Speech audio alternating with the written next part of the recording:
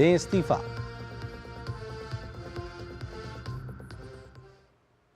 खबरें विस्तार से। आज केंद्रीय मंत्रिमंडल की बैठक में कई महत्वपूर्ण फैसले लिए गए। एक और जहां सरकार ने किसानों के लिए रबी की फसल पर एमएसपी बढ़ाया है, तो केंद्रीय कर्मचारियों के महंगाई भत्ते में भी बढ़ोतरी की है। मोदी सरकार ने रेलवे की एक बड़ी परियोजना को मंजूरी दी है, जिसका फायदा वाराणसी के इलाके में यात्रियों और माल ढुलाई के बढ़ते बोझ को कम करने में मिलेगा। तीसरी बार सत्ता में आने के बाद मोदी सरकार ने अब तक 17 ऐसे महत्वपूर्ण फैसले लिए हैं, जिसमें किसान कल्याण की तमाम योजनाएं शामिल हैं। इसी कड़ी में बुधवार को केंद्र सरकार ने रबी की फसल के लिए आने वाली 6 फसलों के एमएसपी के दाम बढ़ा दिए हैं। केंद्रीय मंत्री अश्विनी वैष्णव ने सरकार के फैसलों की जानकारी देते हुए कहा कि गेहूं की फसल में लागत के अनुरूप 105% तक की वृद्धि अब तक की जा चुकी है। रबी मार्केटिंग सीजन के लिए एमएसपी अप्रूव हुआ है और जैसा आपने देखा खरीफ में, वैसे ही रबी में भी एक जबरदस्त बड़ी बढ़ोतरी की गई है। व्हीट है, गेहूं के लिए 150 रुपये बढ़ाया गया है। बार्ले यानी जौ के लिए 130 रुपये बढ़ाया गया है। ग्राम यानी चने के लिए 210 रुपये बढ़ाया गया है।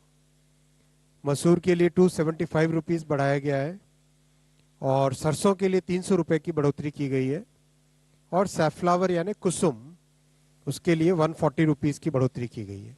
देश भर के किसानों ने सरकार के फैसले का स्वागत किया है। कणक का रेट 150 रुपया प्रति क्विंटल वाधा किया ते सरों तिलों दे विच 300 रुपया प्रति क्विंटल ते दालां दे विच जो 275 रुपये प्रति क्विंटल वाधा किया।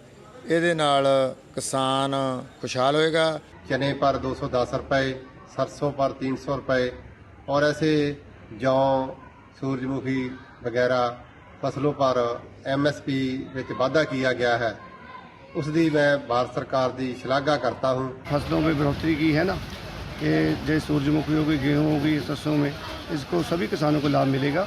ये फैसला किसानों के लिए बहुत ही हितकर है और किसानों को इससे बहुत फायदा होगा। बढ़ोतरी से किसानों को लाभ मिलेगा इसका, और जो किसान आंदोलन करते थे, किसान उग्रह करते थे कि हमारी उपज बर्बाद हो रही है, इससे अब बेनिफिट होगा। तो अच्छा है, ये महंगाई की दृष्टि से तो ठीक ही है भाई, महंगाई वैसे बढ़ रही है। मंत्रिमंडल के अन्य फैसलों की जानकारी देते हुए अश्विनी वैष्णव ने कहा कि काशी में गंगा जी पर एक नया पुल बनाने का फैसला भी लिया गया है, जिस पर रेल और सड़क यातायात दोनों शामिल होंगे। डिसाइड हुआ है कि एक नया ब्रिज बनाए, जिस ब्रिज में नीचे वाले डेक पे 4 रेलवे लाइन होंगी, 1 2 3 4 रेलवे लाइन होगी और ऊपर वाले डेक में 6 लेन का हाईवे होगा। ये वर्ल्ड में ट्रांसपोर्ट कैपेसिटी में, ट्रैफिक कैपेसिटी में one of the biggest bridges में काउंट होगा। गंगा जी पर यह ब्रिज अपने आप में बहुत बड़ा एक मेजर लैंडमार्क है, एक मेजर कनेक्टिंग लिंक है। इस ब्रिज को कंस्ट्रक्ट करने में 2642 करोड़ रुपीस का इन्वेस्टमेंट लगेगा। करीब 4 साल का टाइम लगेगा।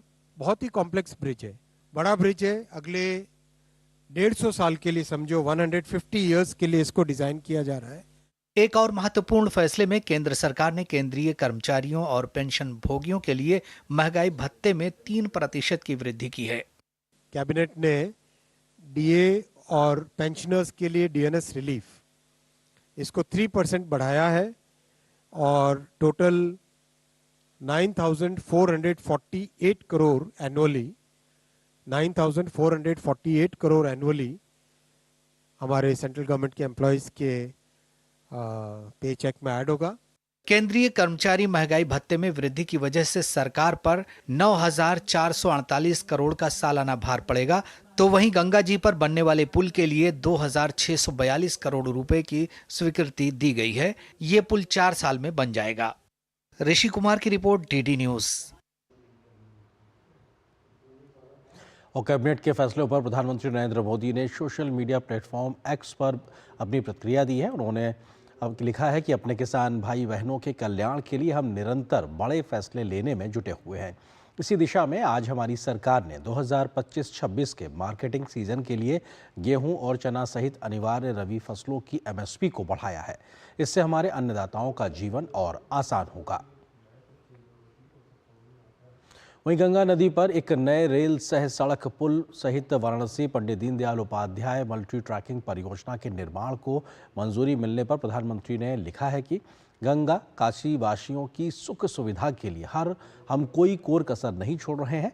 इसी कड़ी में गंगा पर एक रेल सड़क पुल को मंजूरी दी गई है। इससे तीर्थयात्रियों, पर्यटकों और यहाँ के लोगों को बेहतर कनेक्टिविटी मिलने के साथ ही रोजगार और कारोबार के नए नए अवसर भी मिलेंगे। तो वहीं केंद्रीय कृषि मंत्री शिवराज सिंह चौहान ने रबी की फसलों का न्यूनतम समर्थन मूल्य बढ़ाए जाने को किसानों के हित में बताया है। उन्होंने कहा कि प्रधानमंत्री किसानों की आय बढ़ाने और उन्हें उत्पादन का उचित दाम दिलाने को लेकर पूरी तरीके से प्रतिबद्ध है। आर्थिक मामलों संबंधी मंत्रिमंडल की समिति ने रबी की फसल, जो 6 मुख्य फसल होती है, उसके लिए न्यूनतम समर्थन मूल्य की आज घोषणा की है। और अब रबी की फसल के जो दाम हैं, न्यूनतम समर्थन मूल्य के गेहूं के, जौ, चना, मसूर, सरसों, कुसुम, उनके प्रति क्विंटल जो नई दरें हैं, ये एमएसपी बढ़ी है। और लागत पर जो लाभ दे रहे हैं, ये प्रधानमंत्री नरेंद्र मोदी जी हैं, जिन्होंने तय किया था कि वास्तविक लागत पर कम से कम 50%। तो मोदी सरकार के कैबिनेट में आज जो बड़े फैसले लिए गए हैं उसके कुछ और पहलू से आपको रूबरू कराते हैं। और सबसे पहले बात करते हैं अन्नदाताओं को मिलने वाले इसके फायदे को लेकर, क्योंकि एमएसपी बढ़ाया गया है रबी की फसलों को लेकर। किस प्रकार से किस फसल पे कितना एमएसपी बढ़ा उसका हम जिक्र करते हैं। सरसों की अगर बात की जाए तो उस पर 300 रुपये प्रति क्विंटल की बढ़ोतरी की गई है, इजाफा किया गया है एमएसपी के लिहाज से। इसी प्रकार से मसूर पे 275 रुपये प्रति क्विंटल की बढ़ोतरी की गई है। चना की बात की जाए तो 210 रुपये प्रति क्विंटल की बढ़ोतरी की गई है। गेहूं पर 150 रुपये प्रति क्विंटल की बढ़ोतरी की गई है। तो वहीं कुसुम पर 140 रुपये प्रति क्विंटल की बढ़ोतरी और जौ पर 130 रुपये प्रति क्विंटल की बढ़ोतरी, यानी 130 से लेकर 300 रुपये प्रति क्विंटल तक इन 6 रबी की फसलों पर एमएसपी की बढ़ोतरी की गई। इसका सीधा फायदा होगा कि किसानों की आय को ज्यादा पैसे देकर सरकार खरीदने की गारंटी दे रही है और इसका फायदा किसानों को ज्यादा लाभ मिलने के तौर पर सीधे तौर पर होता हुआ दिखाई पड़ेगा। तो ये किसानों को लेकर एक तरीके से बड़ा फैसला था, जिसको लेकर आज मोदी सरकार ने पहल की। इसी प्रकार से दूसरा जो बड़ा फैसला है वो रेलवे की परियोजना को लेकर है। जो वाराणसी के पास में गंगा नदी पर रेल सह सड़क पुल बनेगा, डबल डेकर पुल, जिसपे सड़क भी होगी, उसके अलावा रेल की पटरी भी होगी। क्या एक बड़ी परियोजना, उसका जिक्र करते हैं। अगर बात की जाए तो इसकी अनुमानित लागत जो है वो 2642 करोड़ रुपए है और ये वाराणसी पर वहां पे बनेगा। गंगा जी के पुल के ऊपर से रेलवे के सबसे व्यस्त खंडों पर बनेगा एक तरीके से रेल पुल, और यहाँ पर जो सबसे ज्यादा दबाव रहता है उसको एक तरीके से कम करने में मदद मिलेगी। वाराणसी और चंदौली जिलों से होकर गुजरेगा ये रेल एक तरीके का पुल, और ये अपने आप में बेहद महत्वपूर्ण है। और इसके साथ साथ गंगा नदी पर तीसरी और चौथी रेलवे लाइन का निर्माण होगा, यानी कि जब ये पुल बनेगा तो इस पे 4 रेलवे लाइन का निर्माण होगा। ये अपने आप में महत्वपूर्ण है। प्रस्तावित खंड पर लगभग 27.83 मीट्रिक टन सालाना माल ढुलाई को करने की एक तरीके से मदद मिलेगी, उसका फायदा होता हुआ नजर आएगा। तो ये अपने आप में बड़ी संख्या में माल ढुलाई का फायदा भी सीधे तौर पर होता हुआ दिखाई पड़ेगा। परियोजना मल्टी मॉडल कनेक्टिविटी को बढ़ावा देती नजर आएगी, जहां पे सड़क भी है, रेल भी है, क्योंकि मल्टी मॉडल ट्रांसपोर्ट सिस्टम को लेकर लगातार मोदी सरकार काम कर रही है। लोगों, वस्तुओं, सेवाओं की आवाजाही को मिलेगी निर्बाध कनेक्टिविटी बढ़ाने पर जोर है, चाहे वो रेल के थ्रू हो, चाहे वो सड़क के थ्रू हो, और एक तरीके से मल्टी मॉडल कनेक्टिविटी का जीता जागता उदाहरण के तौर पर देखा जा सकता है। रेलवे के मौजूदा नेटवर्क पर लगभग 30 किलोमीटर का इजाफा होगा और ये एक नए रेलवे नेटवर्क के तौर पर होता हुआ दिखाई पड़ेगा। तो ये 30 किलोमीटर का नेटवर्क भी लगभग बढ़ जाएगा। तो ये अपने आप में आज के दूसरे बड़े फैसले का हम जिक्र कर रहे थे, जिसके तहत वाराणसी के पास में गंगा नदी के ऊपर एक बड़ा रेलवे का पुल बनेगा, जो अपने आप में रेल और सड़क दोनों के लिए डबल डेकर का काम करता नजर आएगा। तीसरे बड़े अगर फैसले की आज की अगर बात की जाए वो कि केंद्रीय कर्मचारियों को महंगाई भत्ते को बढ़ाया गया है। कर्मचारियों के डीए और पेंशन भोगियों के डीआर में इजाफा करने का मोदी सरकार ने आज फैसला किया है।